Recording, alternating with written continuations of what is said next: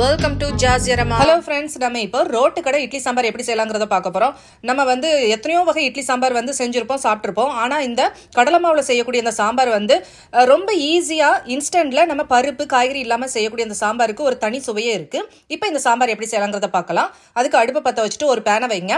அதில் வந்து 2 table spoon அளவுக்கு ஆயில் சேர்த்துட்டு 1 டீஸ்பூன் அளவுக்கு கடுகும், 1/2 ஸ்பூன் அளவுக்கு உளுத்தம்பருப்பும், 1/2 ஸ்பூன் அளவுக்கு ஜீரகமும் சேர்த்துக்கோங்க. கொஞ்சம் பெருங்காயத்தூளும் சேர்த்துக்கோங்க. கடுகு நல்லா பொரிஞ்சு எல்லாமே பொரிஞ்சு வந்ததுக்கப்புறம் நீளமாக கட் பண்ணி வச்சிருக்கிற ஒரு பெரிய வெங்காயத்தை சேர்த்துக்கோங்க. அதோட கொஞ்சம் கருவேப்பிலையும் சேர்த்துக்கோங்க. அதுக்கப்புறம் 2 காஞ்ச மிளகாவை கிள்ளி சேர்த்துக்கோங்க. அதுக்கப்புறம் இதுக்கு 4 பச்சை மிளகாவை நான் கீறி வச்சிருக்கிறேன், அதையும் இதோட சேர்த்துக்கோங்க. கொஞ்சம் போல் இந்த வெங்காயம் வதங்குறதுக்கு கொஞ்சம் போல் உப்பு சேர்த்துட்டு நல்லா வதக்கி விடுங்க.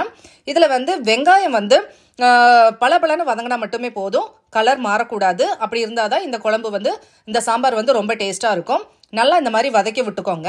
நல்லா வெங்காயம் வந்து பலபலன்னு வதங்கினதுக்கப்புறம் ஒரு சின்ன தக்காளி மட்டும் எடுத்துக்கோங்க. அதுக்கு நல்லா கட் பண்ணி போட்டுட்டு தக்காளி வதங்குற அளவுக்கு கொஞ்சம் போல் உப்பு சேர்த்து நல்லா வதக்கி விடுங்க.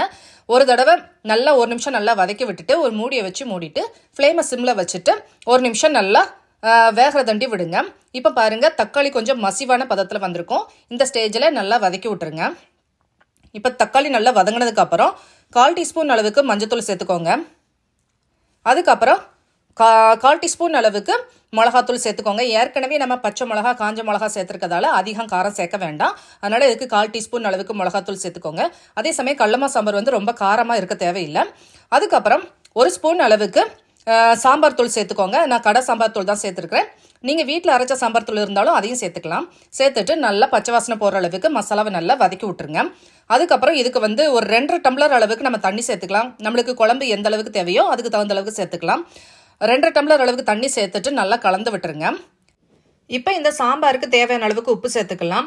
நான் வந்து இது ஒரு 1/2 ஸ்பூன்லேருந்து 3/4 ஸ்பூன் அளவுக்கு சேர்த்துருக்கிறேன். இதுக்கு வந்து ரொம்ப அதிகம் உப்பு வந்து தேவைப்படாது. அதனால் ஃபஸ்ட்டு வந்து கொஞ்சம் பார்த்தே சேர்த்துக்கோங்க. உப்பு ரொம்ப சேர்த்துட்டோட பின்னாடி வந்து உப்பு கறிக்கும், அதனால் அளவோட சேர்த்துக்கோங்க. அந்த குழம்பு வந்து கொதிக்கிற டயத்தில் வந்து நம்ம ஒரு கிளாஸில் வந்து 2 டேபிள் ஸ்பூன் அளவுக்கு கடலை மாவும் 1/4 டம்ளர் அளவுக்கு தண்ணியும் சேர்த்துட்டு நல்லா கட்டி இல்லாமல் கரைச்சி எடுத்து வச்சுக்கலாம். நல்லா இந்த மாதிரி கடலை மாவு கரைச்சி எடுத்து ஒரு ஓரமாக வச்சுருங்க. இப்போ நம்மளுக்கு வந்து இந்த சாம்பார் கொதி நிலைக்கு இப்போ தான் வரப்போகுது. சாம்பார் கொதிக்க ஆரம்பிக்கும் போது நம்ம வந்து ஒரு கைப்பிடி அளவுக்கு கொத்தமல்லி இலை வந்து நான் பொடிசாக நறுக்கி வச்சிருக்கிறேன். இந்த கடலை மாவு சாம்பாருக்கு வந்து கொத்தமல்லி இலை தான் தனி சுவை, அந்த வாசனை கொடுக்கும். ஒரு பாதி கொத்தமல்லி இலையை வந்து இப்போ சேர்த்துக்கலாம். நல்லா கொதிக்கும் போதே சேர்த்தா நல்லா மணமாக இருக்கும். அதுக்கப்புறம் குழம்பு வந்து இறக்கி வச்சதுக்கப்புறம் மீதி கொத்தமல்லி இலையை வந்து நம்ம சேர்த்துக்கலாம். இப்போ பாருங்கள், சாம்பார் நல்லா தளதளன்னு கொதிச்சு வருது. நல்லா கொதிச்சதுக்கப்புறம் நல்லா 1 நிமிஷம் கொதிச்சதுக்கப்புறம் ஃப்ளேமை வந்து சிம் பண்ணிட்டு ஒரு 5 நிமிஷம் நல்லா அந்த பச்சை வாசனை போகிற அளவுக்கு கொதிக்கட்டும். அதுக்கப்புறம் நம்ம கரைச்சி வச்ச கடலை மாவு வந்து இதில் சேர்த்துட்டு கட்டி இல்லாத அளவுக்கு நல்லா கலந்து விட்டுக்கோங்க. ஒரு 2 நிமிஷத்தில் நம்மளுக்கு ஊற்றும் போதே கடலை மாவு வந்து நல்லா இறுகி கொடுத்து கெட்டியாகி வரும். அந்த ஸ்டேஜில் ஒரு 5 நிமிஷம் மட்டும் ஃப்ளேமை வந்து சிம்மில் வச்சு இருந்தால் போதும். அதுக்கப்புறம் அடுப்பு ஆஃப் பண்ணி நம்ம மீதி உள்ள கொத்தமல்லி இலையை தூவி இறக்கியாச்சுன்னா சூப்பரான ரோட்டு கடை இட்லி சாம்பார், கடலை மாவு சாம்பார் வந்து ரெடி ஆயிரும். நீங்கள் வந்து காய்கறி பருப்பு சேர்க்காம வீட்டில் வந்து இன்ஸ்டண்ட்டாக 10 நிமிஷத்தில் சாம்பார் செய்யணும்னு நினச்சிங்கன்னா இந்த சாம்பார் வந்து செஞ்சு பாருங்கள், ரொம்பவே டேஸ்டியாக இருக்கும். இந்த சாம்பாருக்கு வந்து வெங்காயம் வந்து நீளமாக நறுக்கி சேருங்க. தக்காளி வந்து ஒரு சின்ன தக்காளி தான் சேர்க்கணும். அதிகம் புளிப்பு வந்து இதுக்கு தேவைப்படாது.